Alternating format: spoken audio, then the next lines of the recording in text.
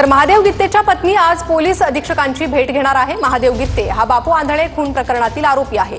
मारहाणीची planning 3 दिवसांपूर्वी झाली असं मीरा गित्तेने म्हटलंय। वाल्मिक कराडच्या गँगची जेलमध्ये दहशत असल्याचं मीरा गित्तेने म्हटलंय।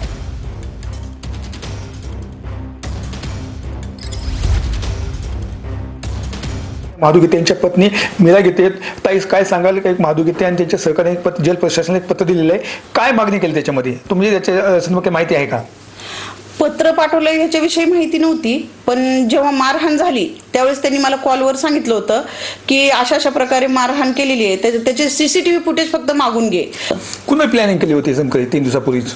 वाल्मिक कराड, सुदर्शन घुले आणि बाकीचे संतोष भैया देशमुखच्या जेवढे मारेकरी आहेत ते आणि परळीमधून सुद्धा काही जे नेलेले गुन्हेगार आहेत त्यांनी सुद्धा मारहाण केलेली। वाल्मिक कराडची गँगच आहे तिथं आणि ती सर्व गँग तिथे सुद्धा दहशत दाखवत आहे। त्याचं हलवण्याचं कारण काय मग?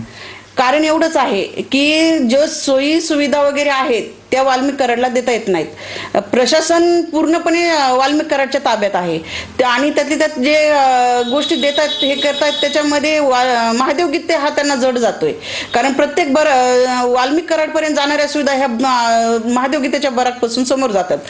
बापू आंधळेच्या खून प्रकरण पाहिले तर वाल्मिक कराड यांच्यावर असले गुन्हा दाखल करण्यात आला, पण कुठल्याही त्यांच्यावर पुरावे नसल्यामुळे त्यांना ते त्या बाहेर काढण्यात आलं होतं। कसं पाहतायचं? बापू आंधळे प्रकरणामध्ये तर बबन भाऊ गित्ते ह्यांना सुद्धा खोट्या आरोपामध्ये ओवलेलं आहे आणि महादेव गित्तेंना सुद्धा खोट्या आरोपामध्ये ओवलेलं आहे।